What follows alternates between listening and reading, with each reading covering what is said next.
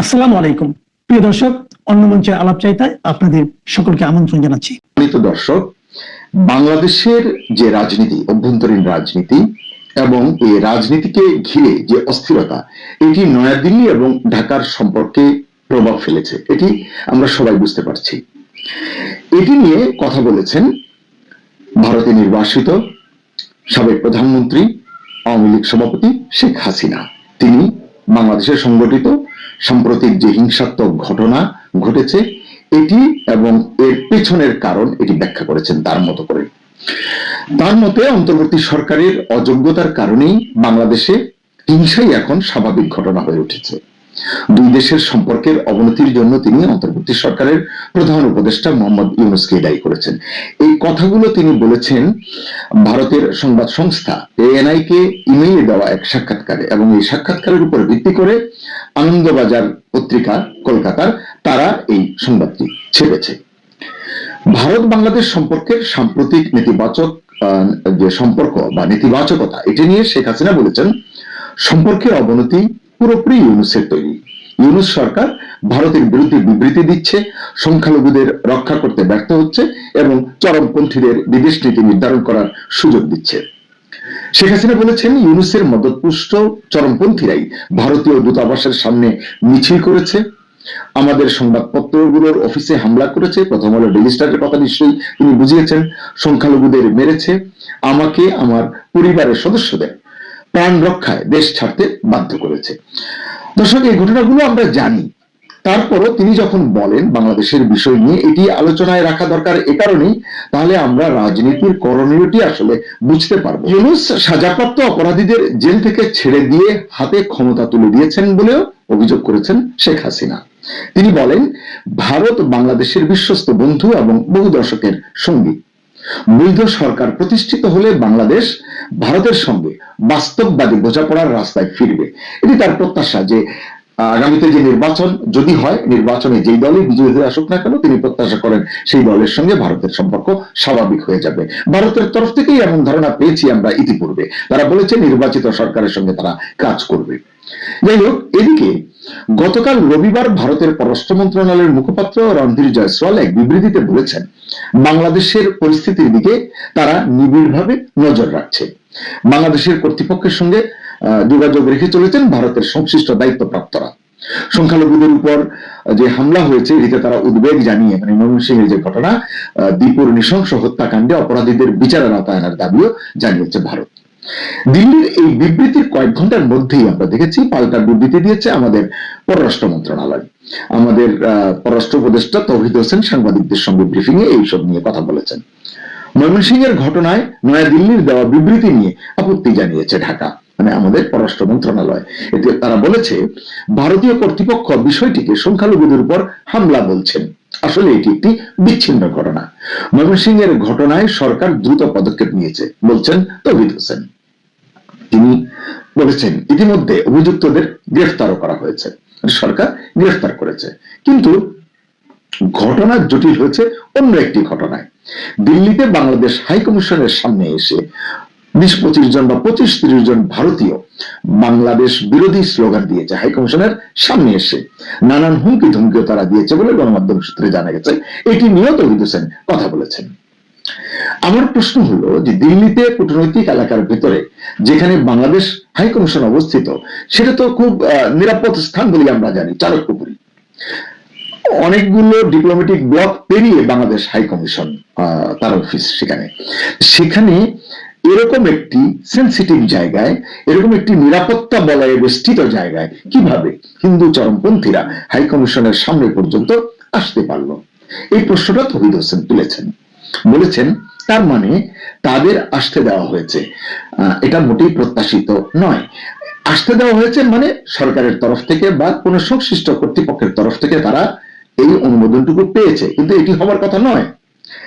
কিন্তু এটি নিয়ে যখন অভিযোগ তুলেছেন, এর জবাব আবার দিয়েছেন রণধীর জয়সওয়াল। তিনি আমাদের পররাষ্ট্র উপদেষ্টার এই বক্তব্যকে স্বীকার করেননি, অভিযোগকে স্বীকার করেননি, বরং বাংলাদেশের কিছু গণমাধ্যমে এই ঘটনা নিয়ে বিভ্রান্তিকর প্রচার চালানোর অভিযোগ তুলেছেন। জয়সওয়াল বলেছেন, ভিয়েনা কনভেনশন অনুযায়ী ভারত বিদেশি মিশন এবং দূতাবাসের নিরাপত্তা নিশ্চিত করতে অঙ্গীকারাবদ্ধ। এটি তো আমরা জানি, এটি সকল দেশের জন্যই এটি প্রযোজ্য। কিন্তু তাহলে ঘটনাটা কি ঘটলো? জয়সওয়ালের ভাষায় ঘটনাটি হলো প্রায় 20-25 জন যুবক বাংলাদেশ হাই কমিশনের সামনে জড়ো হয়ে ময়মনসিংহে দীপুচন্দ্র দাসের নির্মম হত্যার প্রতিবাদে স্লোগান দিয়েছেন। প্রশ্ন হলো যে ভিয়েনা কনভেনশন মানতে গেলে এই পর্যন্ত তাদের পৌঁছানোর কথা নয়, যেটি জয়সওয়াল নিজে বলেছেন। এটির ব্যত্যয় ঘটলো কেন, সেটি আসলে খতিয়ে দেখা দরকার। আসলে যে যাই বলুন না কেন, প্রকৃত বাস্তবতা হলো প্রতিবেশী দুই দেশের সম্পর্ক এখন একেবারে তলানিতে। গত কয়েক মাসে দুই দেশেই হাই কমিশনারদের তলব পাল্টা তলবের ঘটনা ঘটেছে, আমরা এটি দেখেছি।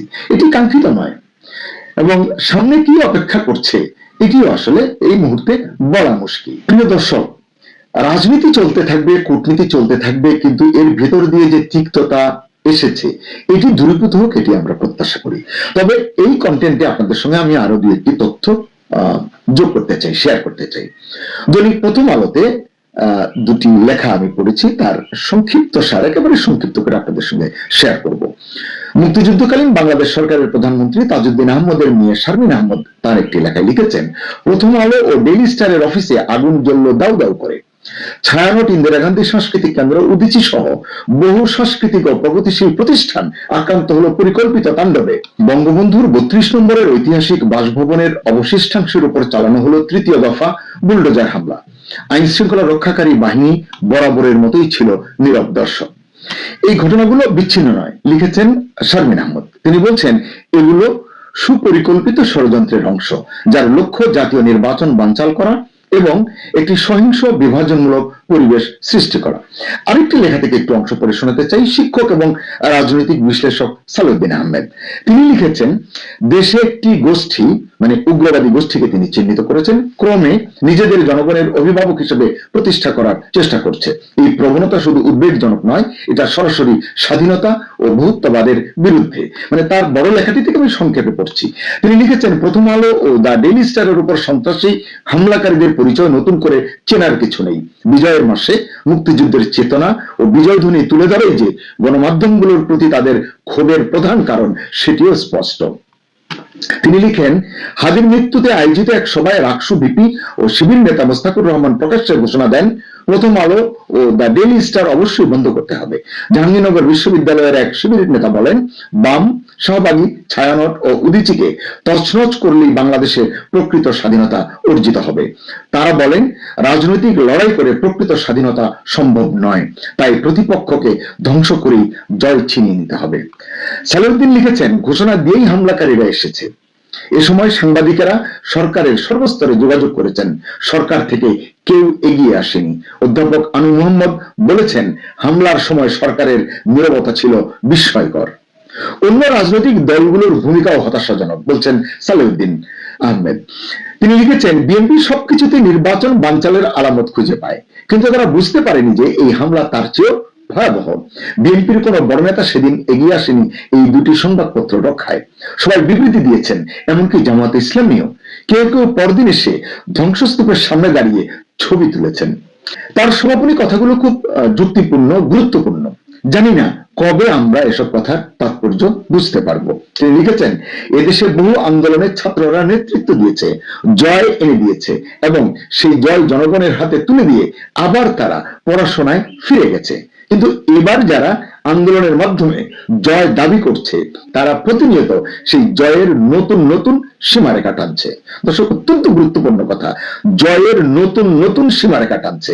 মানে এটিকে ভিন্নার্থে আপনি বলতে পারেন, এক এক সময় তারা তাদের আবদারের যে তালিকা সেটিকে লম্বা করছে। গণতান্ত্রিক পথে প্রভাব বিস্তার সহজ নয় বুঝে তারা অরাজকতা ও হুঙ্কারের রাজনীতি বেছে নিচ্ছে। দর্শক, শেষ করব, আপনি কি মনে করেন এই যে প্রবণতার কথা বললেন সালাউদ্দিন আহমেদ, যে অরাজকতা ও হুঙ্কারের রাজনীতি এবং উগ্রবাদের রাজনীতির কথা তিনি বললেন, এবং যেটি বললেন যে এই গোষ্ঠী এটি বেছে নিয়েছে, আপনি কি মনে করেন এই অরাজকতা এবং হুঙ্কারের রাজনীতি, উগ্রবাদের রাজনীতি বাংলাদেশের জন্য কোনো সুফল বয়ে আনবে? সকলের জন্য শুভকামনা। আজ এই ভিডিওর শুরুতে বাংলাদেশ এবং ভারতের সম্পর্কের সঙ্গে একদম সমার্থক হয়ে যাওয়া ইতিহাসের একটি গল্প আপনাদের বলতে চাই। ইউক্রেনের কথা আপনারা সকলেই শুনেছেন। এই ইউক্রেনের প্রেসিডেন্ট কিন্তু একসময় ছিলেন রাশিয়াপন্থী এক ভদ্রলোক। আমেরিকার মনে হলো যে ইউক্রেনের প্রেসিডেন্ট বড় বেশি রাশিয়াপন্থী, তাই ডিপ স্টেট এবং আমেরিকা ইউক্রেনের প্রেসিডেন্ট হিসাবে এমন একজনকে চাইলেন যিনি রাশিয়ার সঙ্গে সংঘাতে জড়াতে পারবেন এবং আমেরিকার পারপাসটি সলভ করতে পারবেন। তারা সমস্ত জায়গা থেকে খুঁজে জেলেনস্কি নামক এক ভদ্রলোককে ইউক্রেনের মাথার উপরে বসিয়ে দিলেন। আর এরপর থেকে রাশিয়াপন্থী সেই ইউক্রেন চরম রাশিয়া বিরোধী ইউক্রেনে পরিণত হলো। কথায় কথায় সীমান্তে মিলিটারি এক্সারসাইজ, কথায় কথায় রাশিয়াকে উস্কানি দেওয়া এবং প্রত্যেকটি পদক্ষেপে রাশিয়ার বিরোধ করা ইউক্রেনের এই জেলেনস্কির ছিল নিত্য নৈমিত্তিক কর্মকাণ্ড। এবার বর্তমানে ইউক্রেনের অবস্থাটা ভাবুন। দেশে হাজার হাজার উদ্বাস্তু, কল কারখানা সমস্ত বন্ধ, অর্থনীতি সমস্ত শেষ। এমনকি ইউক্রেনের শিল্পোন্নত দুটো যে রিজন ডোনেক্স এবং লুম্বাক্স, এই দুটো প্রায় রাশিয়া কবজা করে নিয়ে বসে আছে। আর যে আমেরিকা ইউক্রেনের স্বার্থকে সম্পূর্ণ বিসর্জন দিয়ে নিজেদের স্বার্থকে চরিতার্থ করতে গিয়ে জেলেনস্কিকে মাথার উপরে বসালো, সেই জেলেনস্কির মাথার উপর থেকেও কিন্তু মার্কিনরা এখন হাত সরিয়ে নিচ্ছে। ফলে এই যুদ্ধে রাশিয়ার জয় অবধারিত এবং ইউক্রেন নামক একটি রাষ্ট্র এই পৃথিবীতে সর্বোৎকৃষ্ট রাষ্ট্রের তালিকা থেকে সর্বনিম্নে আস্তে আস্তে কিন্তু তলিয়ে যেতে শুরু করলো। ভারত এবং বাংলাদেশের এই পার্টিকুলার অবস্থানটা আমার কিন্তু রাশিয়া এবং ইউক্রেনের এই জিওপলিটিক্যাল অ্যাসপেক্টের সঙ্গে কোথাও গিয়ে মিলে যাচ্ছে বলে মনে হচ্ছে। দেখুন, প্রতিবেশী আপনার থেকে শক্তিশালী হলে আপনাকে প্রতিবেশীর দালালি করতে হবে সেটা আমি বিশ্বাস করি না, কিন্তু আপনাকে ন্যূনতম সম্মান দিতে হবে। অকারণে প্রতিবেশীকে যদি আপনি উস্কে যান, খুঁচিয়ে যান, তাহলে কোনো না কোনো দিন ইউক্রেনের মতো এক যদি বলা হয় শরণার্থী রাষ্ট্রে পরিণত হতে হবে। দেখুন, মাথার উপরে কিন্তু এখন আমেরিকাও নেই। ভারতের থেকে চীন কিছু ক্ষেত্রে অনেকটা এগিয়ে আছে, অন্তত টেকনোলজিক্যালি এবং ইকোনমিক্যাল সেক্টরে, তা আজকে স্বীকার করতে দ্বিধা আমি বোধ করছি না। কিন্তু অকারণে ভারত যদি প্রতি মুহূর্তে চীনকে খুঁচিয়ে যেত, তাহলে কি ভারত নিজের প্রভাব এবং প্রতিপত্তি আন্তর্জাতিক স্তরে বৃদ্ধি করতে পারতো না। ভারত সেটাই করেছে যা একটা উন্নত রাষ্ট্রের করা প্রয়োজন। কিন্তু বাংলাদেশের বর্তমান অবস্থাটা আলটিমেটলি কোন জায়গায় যাচ্ছে তা কিন্তু পরিষ্কার হয়ে যায় ওসমান হাদির এই মৃত্যুকে কেন্দ্র করে ঘটে যাওয়া একাধিক কর্মকাণ্ডে। ইউক্রেন যেমন রাশিয়াকে অকারণে প্রতি মুহূর্তে খুঁচিয়েছে, বাংলাদেশ কিন্তু অকারণে ভারতকে প্রতিটা ইস্যুতে খুঁচিয়ে যাচ্ছে। ভারত কিছু ক্ষেত্রে চুপ করে আছে, উদারতা দেখাচ্ছে, কিন্তু এই উদারতা বা চুপ করে থাকা যে দুর্বলতা নয়, তাও হয়তো ভারত আস্তে আস্তে আস্তে আস্তে বুঝিয়ে দেওয়ার মতো জায়গায় যেতে শুরু করেছে। যাই হোক, বাংলাদেশ পুলিশের পক্ষ থেকে কালকে কি স্টেটমেন্ট দেওয়া হয়েছে একটু আপনাদের বলি, তাহলেই বুঝবেন কেন অকারণে আন্তর্জাতিক স্তরে জল গরমটাকে ভারত আর মেনে নিচ্ছে না ভালোভাবে। পুলিশ পরিষ্কার বলেছেন, শরীফ ওসমান হাদির উপর গুলি চালানো ফয়সালের ভারতের পালিয়ে যাওয়ার ঘটনা প্রচার কৌশল হতে পারে।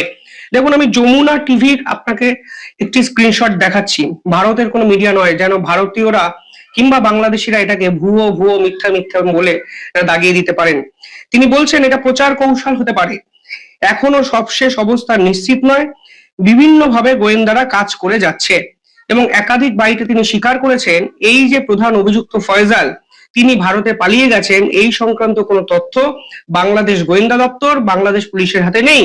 এবং এই ফয়সাল আসলে ভারত আশ্রিত কোনো দুষ্কৃতী, এই ধরনের কোনো তথ্য কিন্তু বাংলাদেশ পুলিশের হাতে নেই। এবার দেশের সর্বোচ্চ আইন শৃঙ্খলার যারা ধারক এবং বাহক, সেই পুলিশ এবং গোয়েন্দা দপ্তর বলছে এর সঙ্গে ভারতের সম্পৃক্ততা কোনোভাবেই প্রতিষ্ঠা করা সম্ভব নয়। তাহলে তো প্রশ্ন ওঠে, তাহলে তদন্ত ছাড়াই কিভাবে ভারতকে এই প্রধান অভিযুক্তর সঙ্গে জড়িয়ে দেওয়ার একটা চেষ্টা মোহাম্মদ ইউনূসের পক্ষ থেকে করা হলো? আমি ছাত্র নেতারা কি বলেছে আমি দূরে সরিয়ে রাখছি। মোহাম্মদ ইউনূসের সরকারের পক্ষ থেকে অফিসিয়ালি স্টেটমেন্ট দিয়ে ভারতকে দায়ী করা হয়েছে এবং অফিসিয়ালি স্টেটমেন্ট দিয়ে সরাসরি তারা ভারতকে চিঠি লিখে জানিয়েছে যে ভারতের মাটিকে ব্যবহার করে বাংলাদেশ এই ধরনের হত্যালীলা চালানোর পরিকল্পনা হয়েছে। তাহলে একটা রাষ্ট্র কোনো প্রমাণ ছাড়া, কোনো তথ্য ছাড়া, গোয়েন্দা দপ্তরের ইনপুট ছাড়া, ইন্টেলিজেন্স ডকুমেন্ট ছাড়া কিভাবে অন্য আরেকটি প্রতিবেশী রাষ্ট্রকে এইভাবে দাগিয়ে দিতে পারে? আজকের দিনে তো এটা প্রশ্ন। আপনার দেশের পুলিশ আজকে প্রেস কনফারেন্স করে ওসমান হাদির মৃতদেহ কবরে শুয়ে দেওয়ার পর তারা জানাচ্ছেন যে এর সঙ্গে ভারতের যোগাযোগ কোনো অবস্থাতেই প্রতিষ্ঠা করা যাচ্ছে না। এতগুলো দিন চলে গেল, ওসমান হাদিকে যে মারা হবে সেই তথ্য আপনাদের কাছে ছিল না। আপনাদের আইন শৃঙ্খলা বাহিনী ওসমান হাদিকে রক্ষা করতে পারলো না। এখন ভারতের সঙ্গে তার সম্পৃক্ততাকে জুড়েও আন্তর্জাতিক স্তরে কোনো কিছু প্রমাণ করতে পারলো না। তাতে কিন্তু বাংলাদেশের মান সম্মানটা আন্তর্জাতিক স্তরে কিন্তু সম্পূর্ণভাবে শেষ হয়ে গেল। বাংলাদেশ যে দাবিটি করেছে তা বাংলাদেশের ইতিহাসে ভারতকে নিয়ে খুব কমই শোনা গেছে, যে ভারত বাংলাদেশে ঢুকে কোন ওসমান হাদি নামক চরিত্রকে গুলি করানোর কাজে নিজেদের ইনভলভ করেছে। ফলে এটা কিন্তু ভারতের কাছে যেন তেন প্রকারের একটি সম্মান বাঁচানোর লড়াই নয়, ভারতের কাছে কিন্তু পাল্টা দেওয়ারও লড়াই। ভারতকে কিন্তু বুঝিয়ে দিতে হবে যে দিনের পর দিন বাংলাদেশ যে শেষ 1 বছর ধরে বাড়াবাড়িটি শুরু করেছে, এবার হয়তো তা শেষ করার সময়। এই জন্য কালকে ভারত হঠাৎ করে সীমান্তে, আমি অবাক হয়ে গেলাম, এই প্রথমবারের জন্য Bharat 17th army strike crops তা কিন্তু ডিপ্লয় করলো। এবং 17 আর্মি স্ট্রাইক ক্রপস অত্যন্ত ঘাতক একটি আর্মির বাহিনী, যারা পাহাড় পর্বত সংকুল এরিয়ায় পাল্টা প্রিসিশন স্ট্রাইকের জন্য বিখ্যাত। এবং এই ধরনের অ্যাগ্রেসিভ অ্যাটিটিউড এই প্রথমবার ভারত এবং বাংলাদেশ সীমান্তকে কেন্দ্র করে নিল। এবং মিজোরাম বেসে তাদেরকে ডিপ্লয় করা হচ্ছে। এবং 7th মাউন্টেন স্ট্রাইক ক্রপ বা আর্মি স্ট্রাইক ক্রপ, যেভাবেই নামে অভিহিত করুন না কেন, এটা যে বাংলাদেশকে সরাসরি বার্তা ভারতের পক্ষ থেকে দেওয়া হলো তা কিন্তু পরিষ্কার। ফলে আস্তে আস্তে বাংলাদেশ সীমান্ত অত্যন্ত ভোলাটাইল একটা সীমান্তে পরিণত হলো, যেখানে ভারত প্রথমবারের জন্য এই ধরনের অ্যাগ্রেসিভ আর্মি ইউনিটকে ডিপ্লয় করলো এবং পরিষ্কার বুঝিয়ে দিল যে ভাই অনেক হয়েছে হুমকি হুঁশিয়ারি। চিকেন স্নেক, শিলিগুড়ি করিডর, কথায় কথায় তোমরা যে বড় বড় কথাগুলো বলো, এবার হয়তো পাল্টা দেওয়ার সময়টি এসছে। পাশাপাশি যে তথ্য সামনে এসছে সেখানে বলা হচ্ছে ভারত এবং বাংলাদেশ সীমান্তে যতগুলো মিলিটারি বেস আছে সমস্ত কটায় মিলিটারি বেস কিন্তু ফাইটার জেট ডিপ্লয়মেন্ট ভারত 100% করে ফেললো। মানে যে তথ্য সামনে এসছে সেখানে বলা হচ্ছে চাবুয়া মিলিটারি বেসে 18টি সুকুই 30 অলরেডি ডিপ্লয় ভারত করেছে। জোরহাটে অলরেডি 18 সুকুই 30 ডিপ্লয়মেন্ট হয়ে গেছে। তেজপুর মিলিটারি বেসে 18টি সুকুই 30 ডিপ্লয়মেন্ট করা হয়েছে। হাসিমারাতে 18টি রাফায়েল ডিপ্লয়মেন্ট করা হয়েছে। বাগডোগরাতে, ইন্টারেস্টিংলি বিষয় হলো বাগডোগরাতে 18টি সুকুই 30 ডিপ্লয়মেন্ট করা হয়েছে। এবং পানাগড়ে 18টি সুকুই 30 সঙ্গে সঙ্গে 18টি মিগ 29 ডিপ্লয়মেন্ট করা হয়েছে, যা কিন্তু ভারতের সেনাবাহিনীর অ্যাগ্রেসিভ অ্যাটিটিউডকে এস্টাবলিশ করছে। অর্থাৎ 4টে নতুন মিলিটারি বেস শুধু তৈরি করা নয়, এই অঞ্চলে 17 মাউন্টেন স্ট্রাইক ক্রপস ডিপ্লয়মেন্ট এবং মিলিটারি ফাইটার জেট 100% ডিপ্লয়মেন্ট করা মানে ভারত কিন্তু বুঝিয়ে দিয়েছে ভাই, যদি তোমরা এবার উস্কানি দাও, যদি তোমরা সত্যি যুদ্ধ চাও, আমাদের সহনশীলতার পরীক্ষা নাও, তাহলে কিন্তু তোমরা ভুল করছো এবং তোমাদের ভুলের মাসুল কিন্তু দেওয়ার জন্য তোমরা প্রস্তুত হয়ে যাও। পাশাপাশি কালকে স্কাই স্ক্যানারে একটি তথ্য ধরা পড়েছে যেটা আপনাকে আমি দেখাতে চাই। সেখানে দেখা যাচ্ছে ঢাকায় একটি তুরস্কের TB2 ড্রোনের অস্তিত্ব কিন্তু ভারতের গোয়েন্দা দপ্তর পেয়েছে। ফলে এই ঢাকায় কেন TB2 ড্রোন উঠছে কোনো কারণ ছাড়াই, সেটাই কিন্তু এখন সবচেয়ে বড় প্রশ্ন।